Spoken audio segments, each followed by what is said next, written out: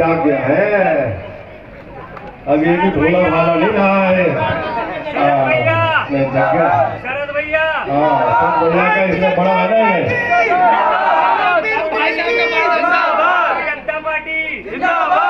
और यदि आप संगम विहार की तस्वीर और तकदीर बदलना चाहते हो, और जब मैं बदरपुर से चुनाव लड़ता था, संगम विहार के लोग बदरपुर में जाकर देखते थे कि वहां फ्लाईओवर बन रहे हैं, 6 लेन के हाईवे बन रहे हैं, पुल बन रहे हैं, अनेकों पार्क बन रहे हैं, हॉस्पिटल, डिस्पेंसरी, बरात घर, कॉम्पिटी सेंटर, सीनियर सेकेंडरी स्कूल और दुनिया का सबसे बड़ा इको पार्क बदरपुर विधानसभा क्षेत्र में बन रहा है। जब लोगों को यह जानकारी मिलती थी, लोग जाकर देखते थे कि एक गली पक्की हो गई है, पीने के पानी की कोई समस्या नहीं छोड़ी है, तो संगम विहार के लोग मुझसे कहते थे, बिधूड़ी साहब आप संगम विहार आके क्यों नहीं चुनाव लड़ते हो?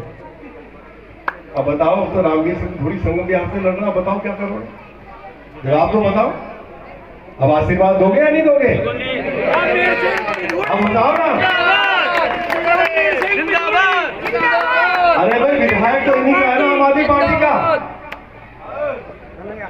अब ये बताइए, मोदी जी तीसरी बार देश के प्रधानमंत्री बन रहे हैं या नहीं बन रहे हैं?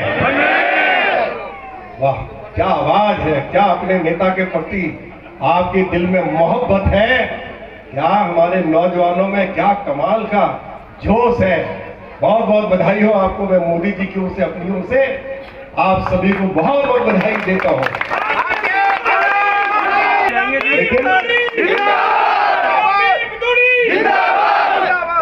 हमारी नई नई और ताज़ा खबरें देखने के लिए आप हमारे चैनल को सब्सक्राइब जरूर कर लें। दक्षिणी दिल्ली संगम विहार।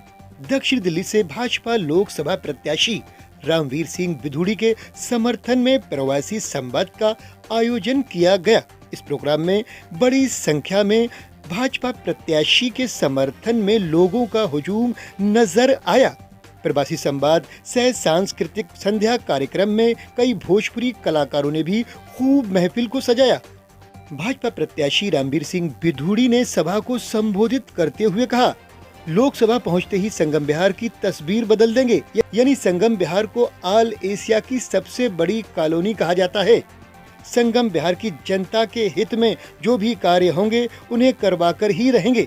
प्रवासी संवाद को अपने और अपने समर्थकों के प्रयासों से कामयाब करने वाले बीजेपी नेता सह संयोजक संगम विहार विधानसभा इंजीनियर शरद झा से हमने बात की। देखिए हमारी ये खास रिपोर्ट।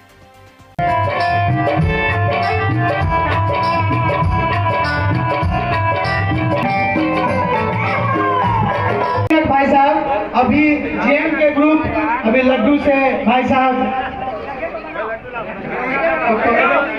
तोलने का काम किया जाएगा और यहीं से भाई साहब के विजय पताका को यहीं से लहरा दिया जाएगा, क्योंकि लड्डू में हनुमान जी का निवास होता है और हनुमान जी के हाथ में विजय का पताका होता है। और अंजू सिंह जी से आगे करूंगा कि जो राम को लाए हैं वाला गीत गा करके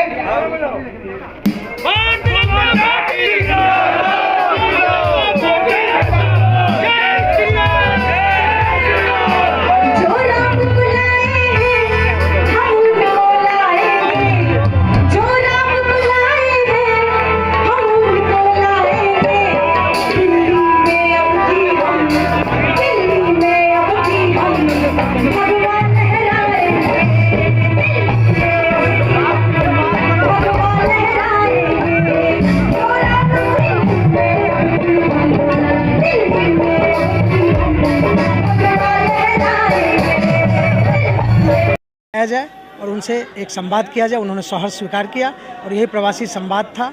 तो उन्होंने पहले भी जब से उनका नाम अनाउंस हुआ उसके बाद से ही एलजी साहब को, सेक्रेटरी साहब को यहाँ पे भेज करके समस्याओं के निवारण के लिए प्रयास शुरू कर दिया है। तो अब इस बार हम लोगों ने यही व्रत लिया है कि 7 के 7 सीट पहले भाजपा को जिता के दे दिल्ली से, उसके बाद जब अभी 4-5-6 महीने में जब विधानसभा का चुनाव होगा तो इस दिनेश मोहनिया जैसे भ्रष्ट विधायक को और अरविंद केजरीवाल और उसकी टीम जैसी आम आदमी पार्टी की जो भ्रष्ट टीम दिल्ली में बैठी हुई है उसको यहाँ से उखाड़ फेंकना है। संगम विहार में जिस तरीके से गंदगी का माहौल देखा जाता है, जाम लग जाता है, लेकर के बारिश में पानी भर जाता है, तो तो अभी तक लगता है कुछ काम नहीं हुआ। क्या बीजेपी की सरकार आने के बाद ये सारा काम किया जाएगा? होता ही था। देखिए क्या है, 2008 से 2013 तक बीजेपी के विधायक थे, तब जो भी आज डिस्पेंसरी देख रहे हैं, जो भी कुछ भी विकास के कार्य अगर उस समय में हुए वही हुए हैं। 13 से लेकर के आज 24 में बैठे हुए हैं। अगर एक भी विकास का एक ईंट भी संगम विहार के अंदर लगा हो तो आप लोग तो विद्वान आदमी हैं, खुद पत्रकार हैं, बताइए कि कुछ किसने किया है? किया एक ही चीज़ है कि गली गली में अवैध शराब के ठेके खुलवा दिए दिनेश मोहनिया से भ्रष्ट लोगों ने।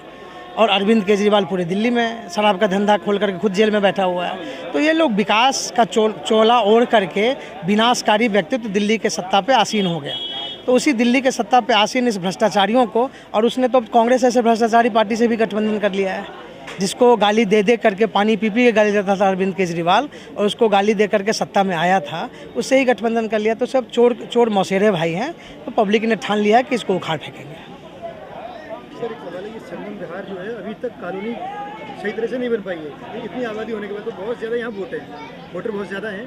उसके बाद भी जब मकानादियाँ बनती हैं कोई कुछ कहने नहीं आता। जब मकान टूटते हैं तो कोई मौजूदा हाल का विधायक, सांसद या कोई नेता यहाँ नहीं पहुँच पाता।